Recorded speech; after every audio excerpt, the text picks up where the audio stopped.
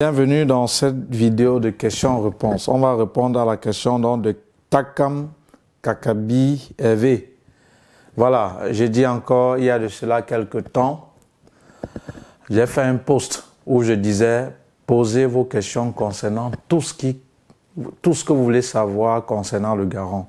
Il y a des personnes qui ont réagi en commentaire et j'avais promis de vous répondre sous forme de vidéo.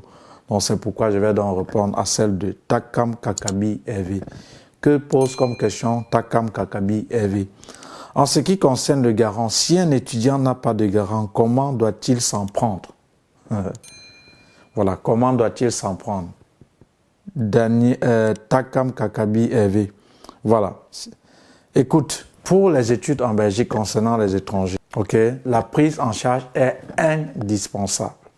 Maintenant, il y a certains rares établissements du côté flamand là, où on demande soit la caution, soit le garant ou une forte somme que tu vas déposer dans le compte bancaire, soit de l'école ou dans un compte bancaire.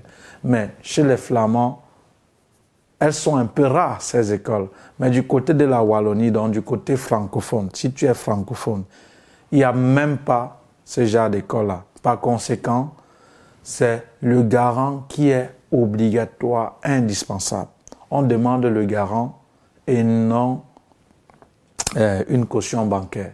Donc, si tu n'as pas le garant, si tu es anglophone, il y a quelques rares écoles, je ne vais pas tout citer, je peux vous mettre les liens en commentaire ou en description de la vidéo, où on peut demander de bloquer de l'argent dans le compte de l'école ou dans un compte qu'on va vous communiquer, et avec les références bien sûr. Mais si tu es francophone, si tu veux venir du côté de Wallonie, sache que c'est obligatoire pour le garant. Donc, si tu n'as pas le garant, tu ne peux rien faire. Donc, cherche seulement le garant. Aussi simple que ça. Voilà. Donc, on va répondre, on va continuer, on va aussi profiter, répondre à la question de Daniel Gemthié. Daniel Gemthié. Bonjour, tonton Aristide. S'il te plaît, j'aimerais savoir comment faire afin d'être mon propre garant. Voilà. Je pense que j'ai répondu à cette question concernant, je pense que si ce n'était pas Fabio l'élu, c'était Flore Floréo où j'ai dit, tu ne peux pas te prendre en charge. Voilà. Donc je vais mettre juste le lien de cette vidéo. Monsieur Daniel Gemthié, pour que tu essaies de voir cette vidéo qui doit répondre à cette question. Donc, tu ne peux pas être ton propre garant. Tu peux être ton propre garant une fois que tu es sur le territoire. Mais je vous ai dit, je ne vous conseille pas et je vous ai donné les raisons. Voilà. On va passer encore à la prochaine question de Steve Jordan. Steve Jordan. Salut tout le monde. S'il vous plaît, pas d'insultes. En tout cas, c'est Dieu qui vous répondra en cas d'insulte. Bref.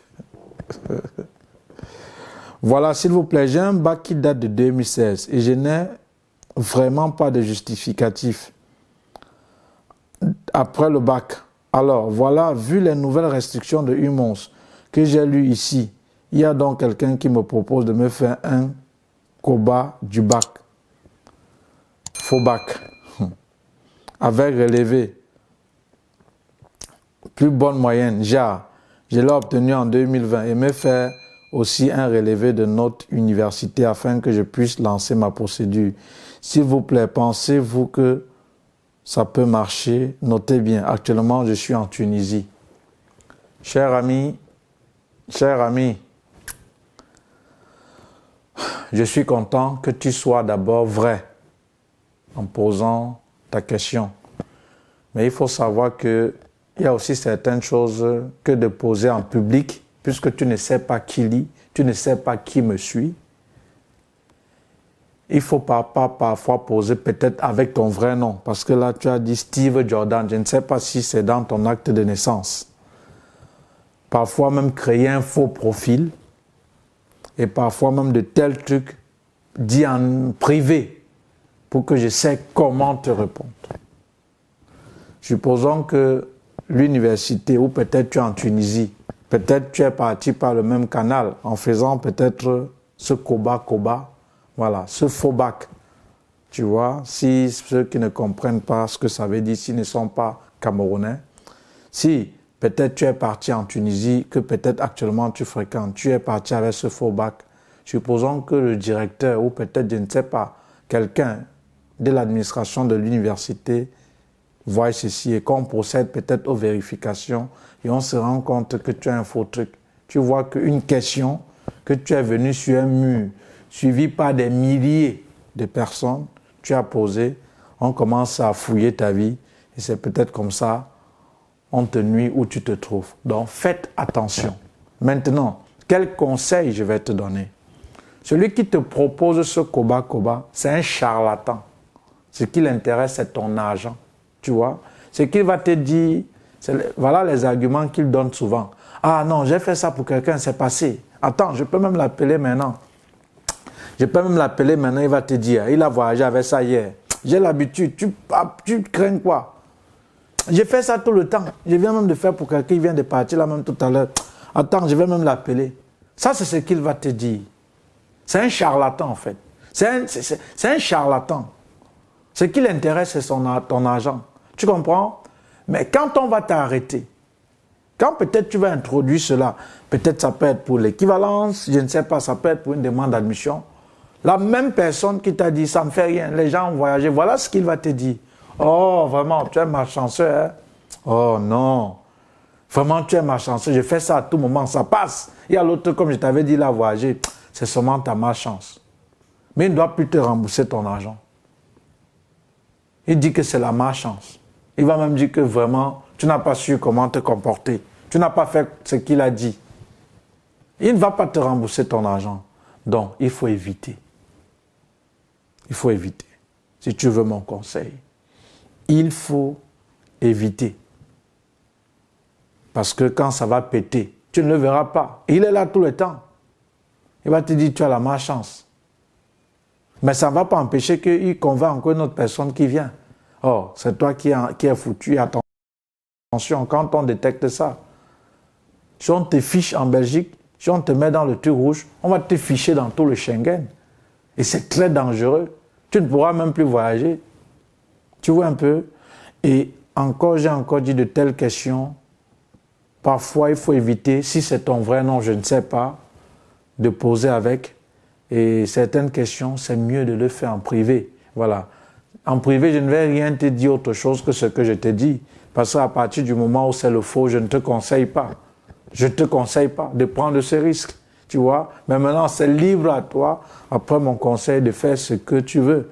Mais maintenant, ce charlatan qui t'a dit ce qu'il t'a proposé, ne t'engage pas. Sinon, dès que tu vas peut-être déposer même pour l'équivalence, ils ont tous les appareils là-bas. C'est l'Europe ici, hein.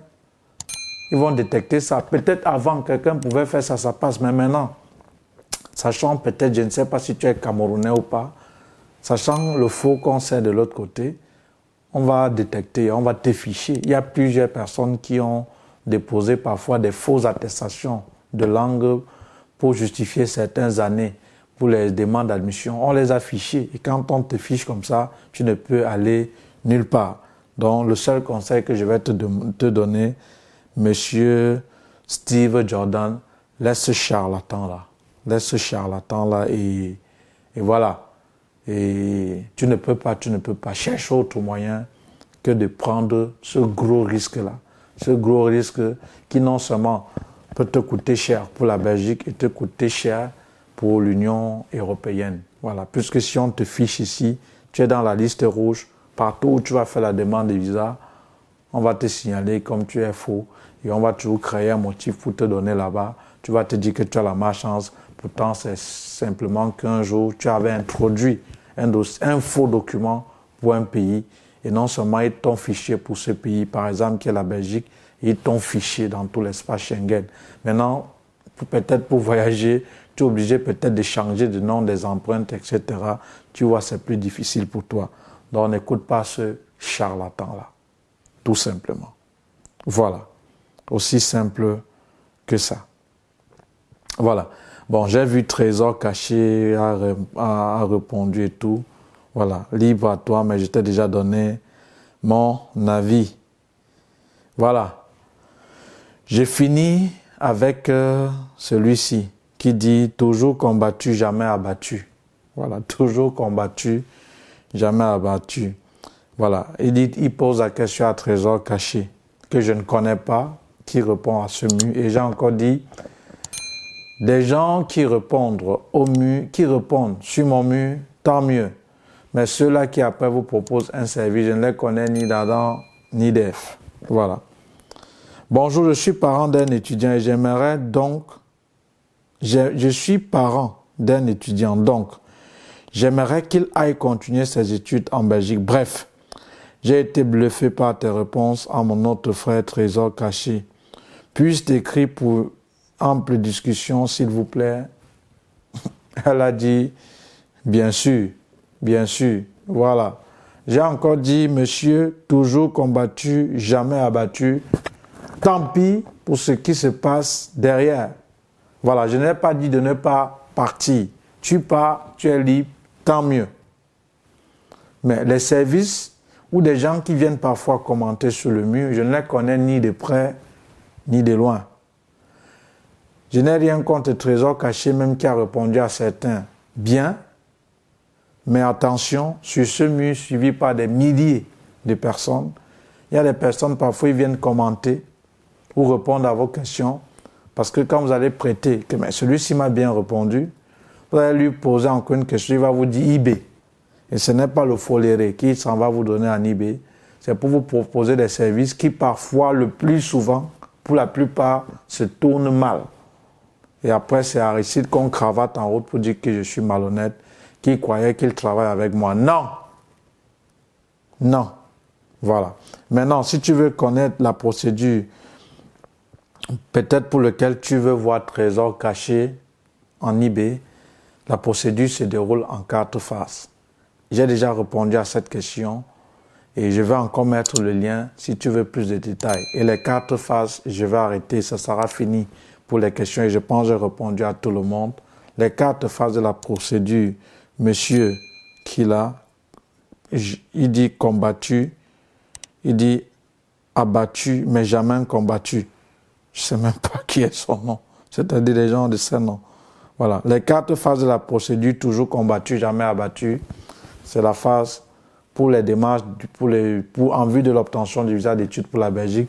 Il y a la phase d'équivalence qui oriente le choix de tes études en Belgique, la phase de demande d'admission, la phase de la prise en charge, la phase pour les démarches administratives et la phase de demande de visa. Donc ça, ce sont les 4 phases pour les démarches en vue de l'obtention du visa d'études pour la Belgique.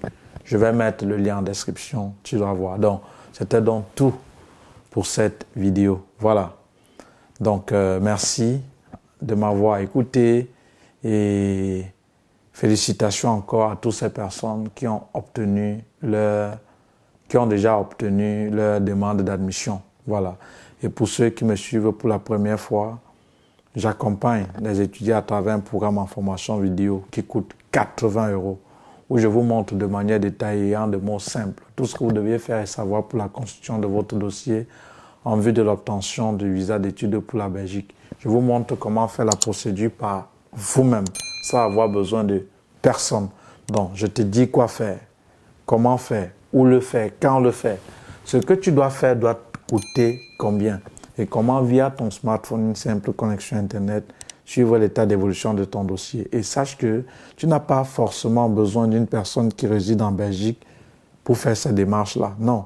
Que tu aies une personne qui réside en Belgique ou pas, cela n'a aucune importance pour toi. Je te montre comment faire la procédure par toi-même, facilement et rapidement, surtout à moindre coût. Parce que tu dépenses ou vous dépensez plus parce que vous passez par un agent de voyage ou par une tierce personne. Voilà. Donc, c'était donc tout pour cette vidéo. Abonnez-vous, partagez-la et merci encore à vous. Bonne semaine et ciao, ciao.